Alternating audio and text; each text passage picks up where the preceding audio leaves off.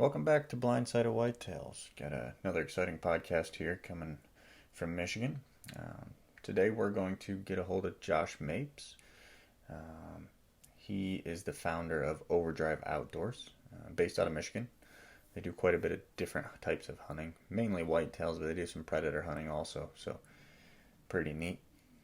We're going to call him, and he's going to give us kind of the gist of what he does, how he started, and some tips and strategies and what makes him successful in the woods.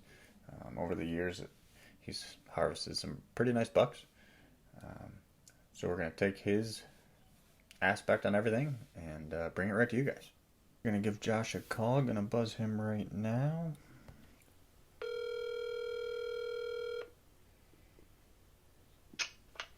Hello? Hey, is it Josh? Yes, how you doing? Hey, Josh Bryan, how are you? Doing good. Good, man. Glad to get you on the phone. Having me. Just going to kind of go through some questions. You heard the other one. Yep. Really, the podcast is kind of to get all these guys in Michigan on some good deer.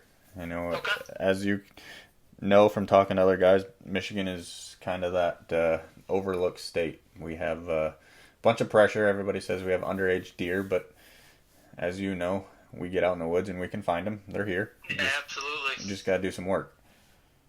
All right, on the phone with me today, I have Josh Mapes with Overdrive Outdoors. I'm going to go through some questions on his success in Michigan.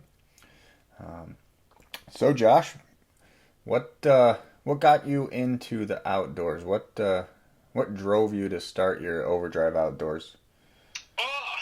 Originally what we started that for was because back a while ago when Kevin Rott, my partner, and I, we had hunted quite a bit of coyotes, and we had hunted together quite a bit, and there was just always a lot of arguments on a lot of Facebook pages at the time over calls used, sounds used, etc. And it was just something we didn't want to see, so we basically just started our own page. Hey, this is where we're going to put everything that we do, and that's basically where Overdrive Outdoors started, was let's just do our own thing and post what we do, and people who want to follow can follow. And 4 or 5 years later, here we are, 20,000 people that follow us, and it's been a pretty fun ride. That's what it is. When you love to do it, it makes it real exciting. So Absolutely. super cool. So, all right, you sent me some nice pictures of some of the deer you've taken over the years. So let's start with that. I guess pick one of your successes. I know you got some this year, you got some last year. So give us a story or a most recent one. What'd you do? Okay. How'd you set up on it? What do you kind of focus on? What's your habitat area? Is there a specific one, or do you do multiple different areas? How do you do it? How do you go about setting up? Yeah, one thing that I hunt Southwest Michigan. I hunt a lot of clear cuts. I've learned to focus on clear cuts. A lot of the ground around here is cut and currently being cut, so it's something that I'm always going to have to deal with is clear cut hunting. Okay. And the more I've walked those, and being a coyote hunter, I do a lot of walking in the wintertime. So I'm always noticing these areas when they're snow covered. And there's a lot of people who do that, already for deer scouting is in the wintertime. That's one of the best times to find sign. Well, that's one of the spots I focus for coyote hunting, calling them out of, is clear cuts. And when I want to go see how animals are using the clear cuts, in the wintertime is one of the best times to walk them. And that is one of the best ways I've found to break down those particular areas to find areas for me to set up for deer. Very cool. So when you go into these areas like the clear cuts and stuff like that, what obviously you said you're coyote hunting, so when you're out there, what kind of things are you looking at? Are you just looking for tracks? You looking for old rut sign? Well, yeah, a lot of things. I look for rubs more than anything. Rubs, to me, my favorite time of the year to hunt is the rut. I like being out there in colder temperatures. I like seeing just all kinds of deer running crazy. That is my favorite time. So I'm focusing on trying to find rubs, travel lines, transition lines between different kinds of wood lines. Like my last buck that I killed was a public land 7-point up north in a APR zone that I've never hunted before. This is the first time I went up there, and I killed him on a transition line between planted pines and oaks, popples, and a pond, and it just was the perfect setup to funnel him directly to me coming out of bed. And those are the kind of things that I look for, because those transition lines, every one of them that we walk during the rut is almost always scrape covered if they haven't been pressured very hard. And you can find those scrapes in the winter, when you're walking around, and mark them on your Onyx. I'm a very heavy user of Onyx and Google Maps, etc., for mapping out these spots in the winter and coming back to them. Oh, absolutely. So, I guess how do you? I guess to go back before that point, what do you do to find these? Are these just areas you know about, or do you do map scouting to find new areas and then you go in, or is it kind of a combination of coyote hunting and on the ground, boots on the ground? Oh man, with COVID this year, everybody's freaking out about that. We got a lot of free time to walk around and do stuff. I put on somewhere around 60 to 70 miles of scouting the public land this year. The last 4 years, 3 years of hunting public, I've basically focused on one area, and I've got that area pretty well down. I basically can go into that area and know that I'm going to at least get a chance at something decent every year if I move around. Well, this year with everything being shut down, there was people everywhere. People that we have never... I believe a lot of new hunters got into it, and it was amazing to see it, but it was hard to beat this year. It's crazy out there. and I'm in one of the probably highest hunted areas of the state. And that's one reason I shot a big buck, my biggest this year. He was a public land 12-point with a double main beam, and that was on, that buck is all a credit to my brother-in-law, basically, because he had done some scouting in this area on maps, and we just ran that spot based off nothing but topo, the first time in for both of us. Okay. And that buck was dead in a half an hour, and that was just off topo lines. So what, I guess go back to that, what made you go there? What topos on the topo? What were you looking at? Was it a ridge? Was it the swamp? Was it bedding? What did you look at the topo? We had a lot of both. Okay. A lot of heavy ridges, but we had a lot of funnels and benches coming down into these ridges, and they were all dropping down into the swamp. And now, I'm a big follower of the hunting public. I'm a big follower of Dan Infalt, the Hunting Beast, all those guys. And with all the free time this year, that's all I did was watch videos and tried to learn this stuff as best I could. That's it. And boots on the ground after that was putting the rest of it together, Very cool. But, yeah, this spot, when you looked at it on a map, you could tell there was a heavy ridge on the north side of it, and that dropped down to a pretty heavily traveled waterway. It's very heavily duck hunted. People come in to deer hunting off the river, and we just stayed above it. We were headed to a completely different spot that I had picked out. And before we got there, my brother-in-law said, hey, why don't we just turn down this road and try this little spot over here? That's seriously how that hunt went down. And we walked in looking at the maps. We were trying to go to one spot. There was already a vehicle there. And so we just looked at the maps. He said, hey, look at these 2 points right here on the ridge. And when we looked, there was 2 points of ridges that came up above that swamp, and both of them had benches in between them, just flat, lower areas in between both of them that ran down to the swamp just the same. And what we walked into, nobody would have been impressed with.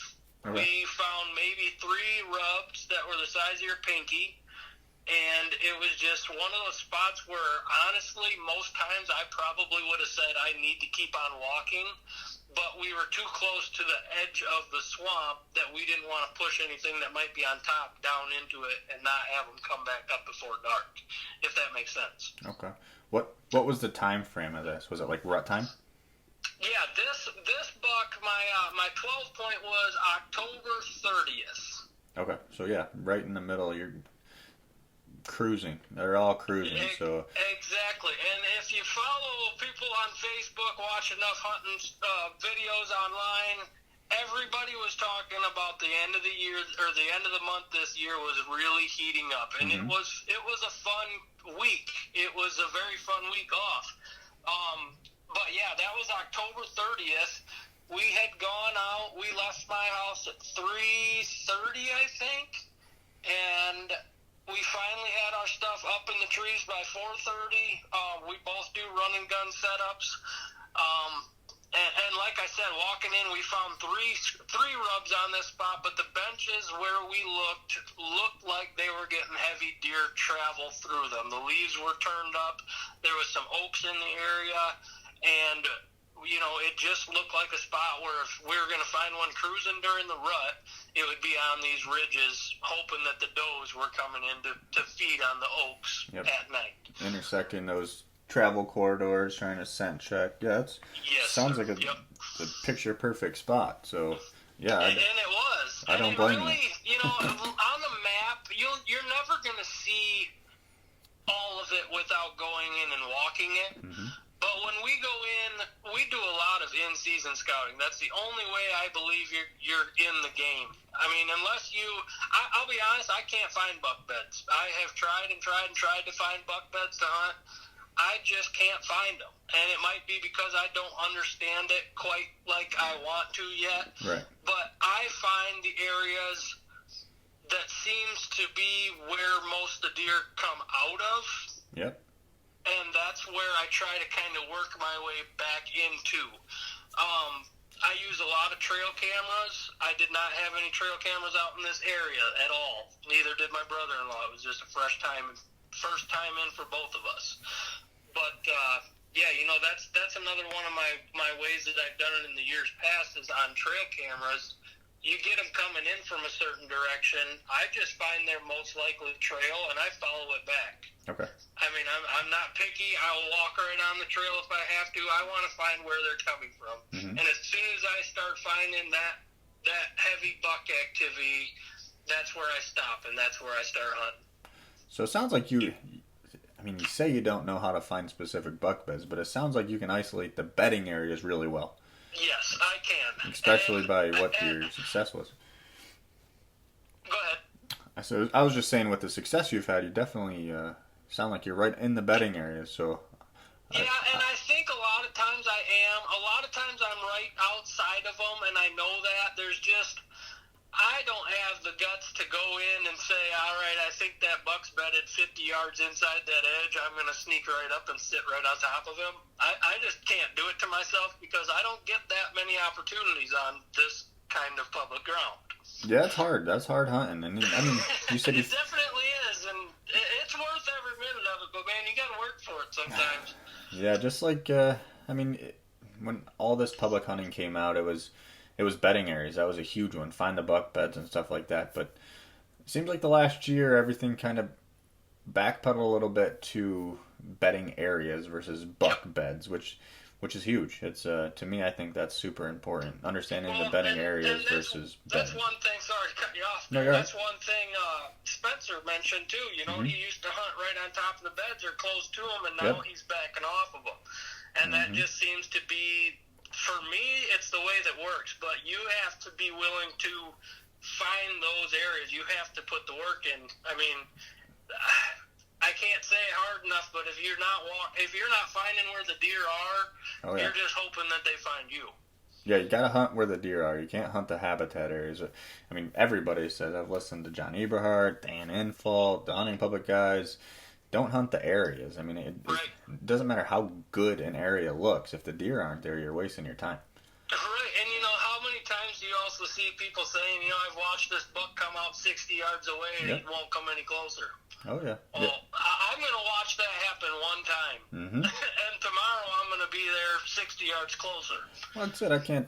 2 or 3 years ago, one of the bucks I took was, it was so funny because I watched some of these guys' shows and it's, you watch them do almost the same stuff you do in the woods, and you're Yep. like, it's just a mentality. Like we know you got to move. If you wait, it's not going to happen. So, like Exactly. what I I was, mean, you might occasionally catch up to one that's running through, but it's going to be, yeah. it's going to have to be the right time when a doe's came through in the middle of the night or something and brought them by. Oh, absolutely. You got to be in the air. You got to find them. I mean, Yep. the rut's a different game. You can get some does that come by. You can get lucky, but if you can get where the majority of the deer are, that's where the bucks are going to be, and then those does are just going to cycle in and out. So, Yes, sir. absolutely. All right, so we kind of got an idea of what you're doing for hunting. Tell us a little about your setup. What you said, a running gun. What are you running? You know, I tried the whole tree saddle thing this year. It was a experience. I wanted to like it. It Okay. was light. It was comfortable. But when it came down to it, I did not like the tree right in my face and having no foot room. I got Yeah. size 13 boots. Having a little tiny platform didn't work. It seems to be hit or miss for sure. Exactly. And, there's a lot of people saying, but you could have tried another platform, and I could have done that. But at that point, I had missed a doe. I missed her twice the same night out of that saddle. I sold that saddle that night, and I went back 2 days later with my assault. I have a lone wolf assault 2 and 4 lone wolf cut down sticks, and I killed that same doe out of the same tree 2 days later out of my tree stand. I can't emphasize that enough. You got to be comfortable with your setup. Yep. If you're not comfortable with what you're doing, don't force it. I mean, practice is everything, but if you're not in it, don't try to make it work. Exactly. And, I had that saddle I had it most of the summer, and we shot out of it, and I set it up, and I felt good out of it, but as soon as it came down to the moment, it felt wrong. Yeah. And it's that one thing where, if you're on the ground at home, you slip off of something, you're falling nowhere. Right. If you're 20 feet up a tree while hunting and you're trying to shoot at a deer and you slip off, you're in trouble. Yeah. So, I don't know. I might try it again sometime, but right now, my best setup that I've had for the last 4 years has been the Lone Wolf Assault 2, and I've got 4 Lone Wolf sticks. I did mod them. They're 24-inch 2 steps, and I can still get up about 17, 18 feet if I want to, but there's a lot of times I don't go hardly over 10 feet either.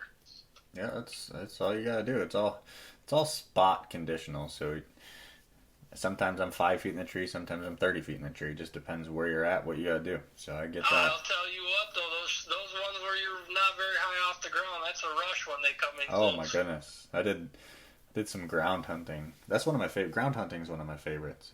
Yep. You got to be set up right, but I do a lot of cattail hunting, and when you get up in those cattails and you set yourself up and you're 8 yards from a trail and those deer come walking by, it's like you can reach out and touch it.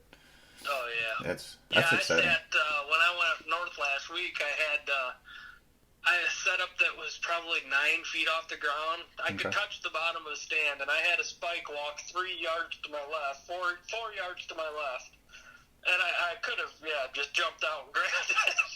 Very cool. So all right, let's talk some more setups here. So you told us about one buck. Now what can you tell us about another hunt? What do you have? I mean, it sounds like most of your hunts you kind of focus on the same strategy, but is there anything that if you were to go into a new area, you'd focus on specifically other than the bedding? Food, early season, late season? Oh, Is there a I'm trying difference? to find oaks. This year, I kind of struggled finding oaks. When I went up north, I had no problems finding them. When I was down here, southwest Michigan, I could not find oaks that were dropping acorns. The only acorns I was finding was basically in brush hogged areas of these clear cuts that the DNR have brush hogged, and that's where I focused a lot of my early season hunting. Okay. That's where I took one of my does, and I did have an opportunity. Thursday the 29th, the night before I killed my 12-point, I had an opportunity, another 8-point, hunting acorns, looking for does. Now, when I'm looking for a new area, I try not to go in blind, ever. Okay. If I'm going to go in based on just map scouting, I'm going to do it in an afternoon hunt, and I'm going to do it with my tree stand on my back. I won't go in the morning blind just because I don't like to. That's hard. I can't tell you how many times I got busted going in the morning. You set up in a tree, and it's like, man, this tree's in the middle of nowhere. Yep. So, and, I kind of did that this year on opening day. I set up in a spot where I had scouted, but I hadn't really picked an area to hunt. And I went in, and as soon as it got light, I kind of just, okay, this was a dumb idea. And it was. It was pouring rain that day, too, if anybody remembers October 1st this year. Oh, that was like opening day yesterday here in Michigan. It was brutal. Conditions were crazy. So, okay, so you focus on that early season food sources. Now, do you have a favorite you like to hunt and try to emphasize you stay out of the woods early, or you just kind of hunt all season, or? No, I'm an opportunistic hunter. Honestly, what I try to do is have most of my tags filled before gun season. I don't gun hunt. I have no urge to gun hunt. The only urge I have is my kids that want to do it, and we'll do that in time. Okay.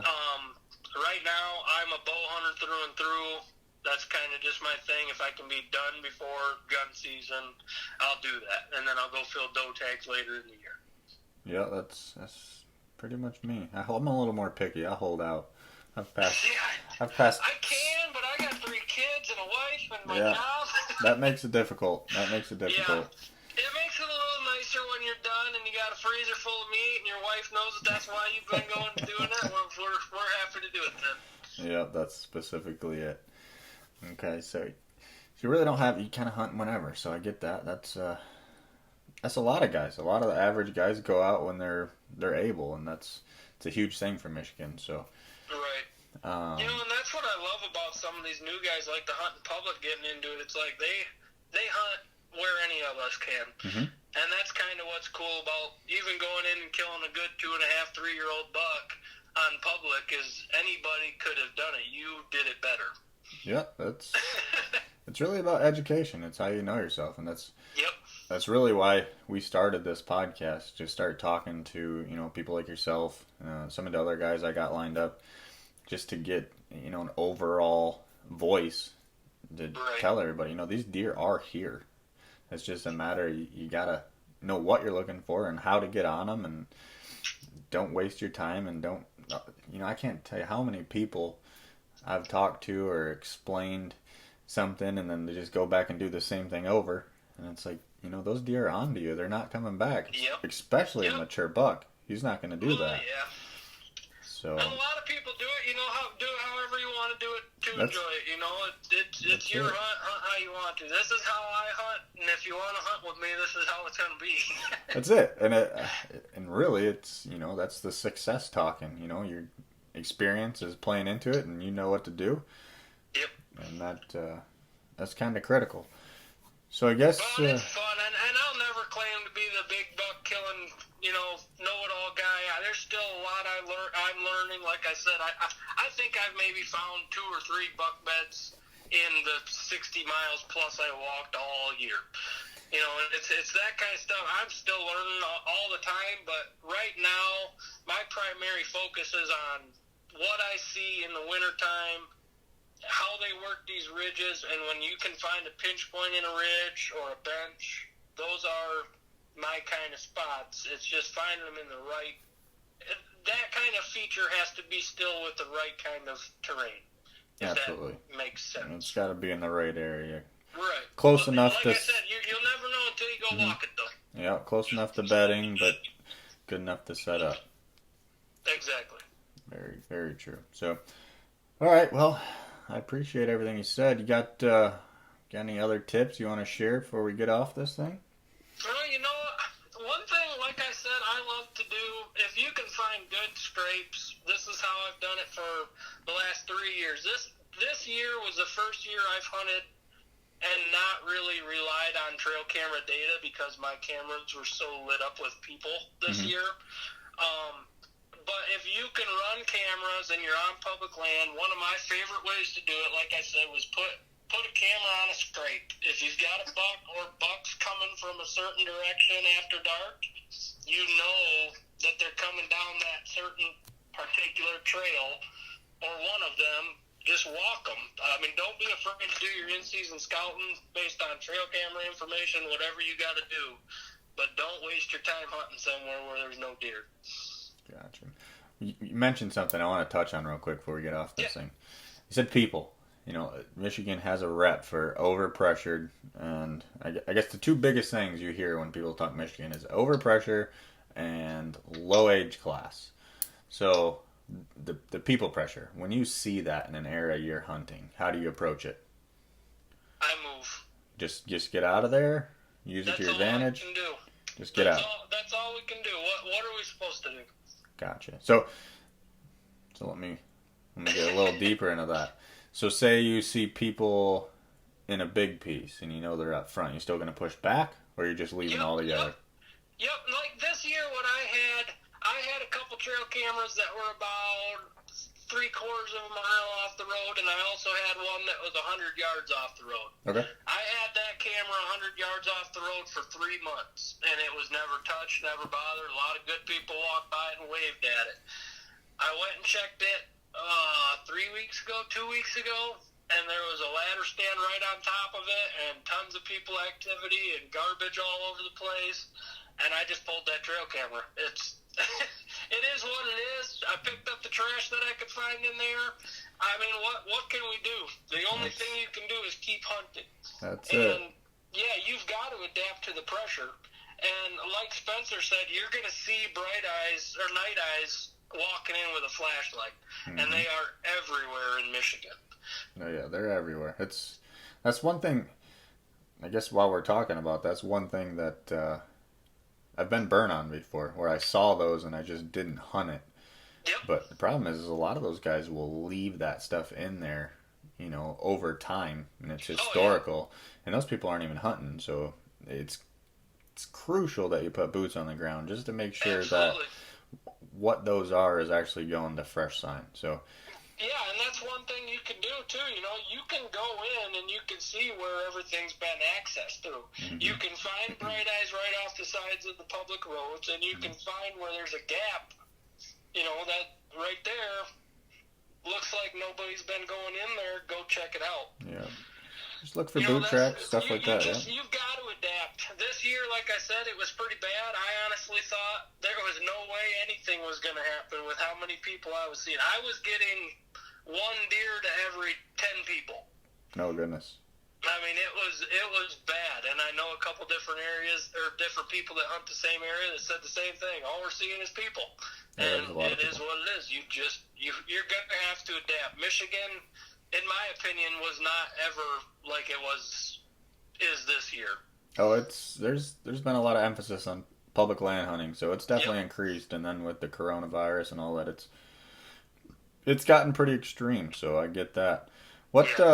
You mentioned your areas. How big are they? Like, are you hunting large parcels, small parcels, or you literally just find and sign and hunt it?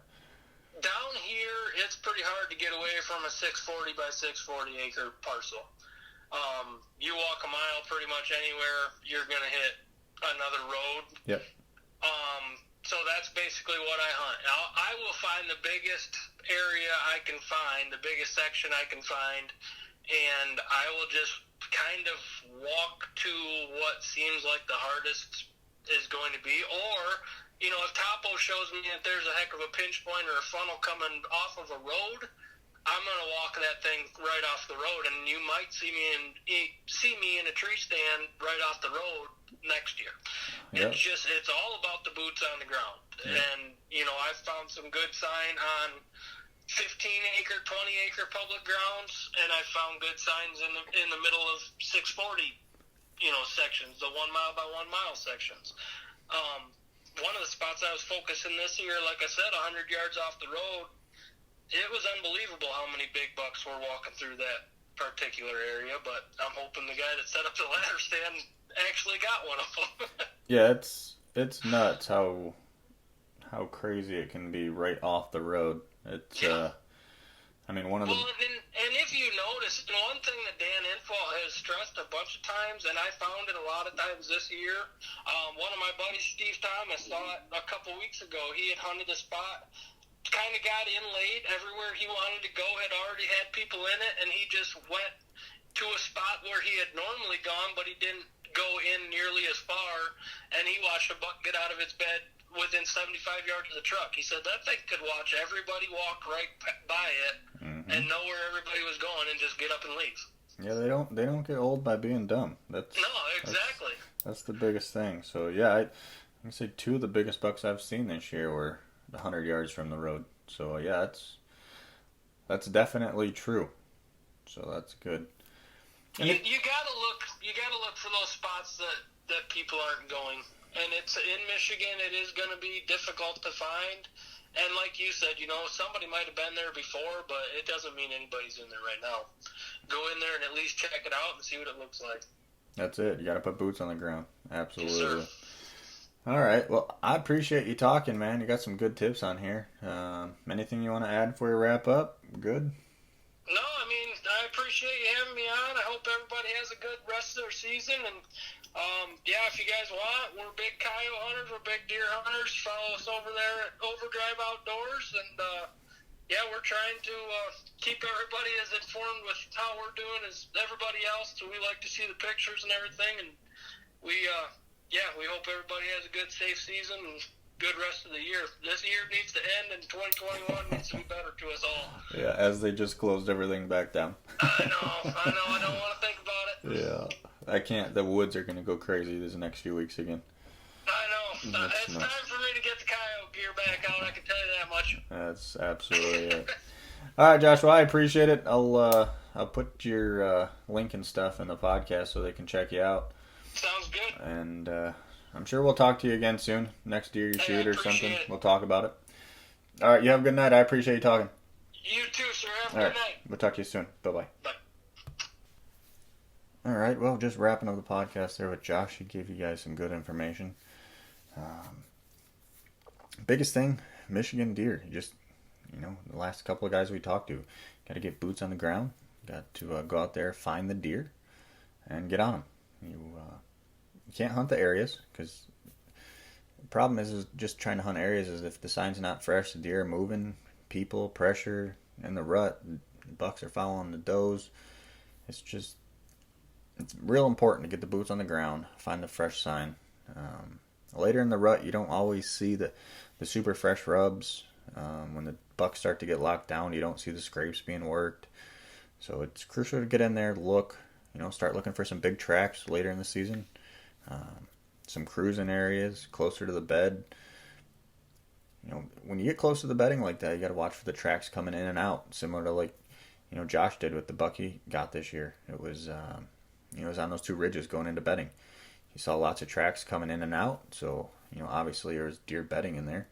So they set up on it, and sure enough, got himself a buck to come out of there and took it. So it's excellent. Next couple of weeks, we got some guys lined up to do some more of these podcasts, so we're kind of excited.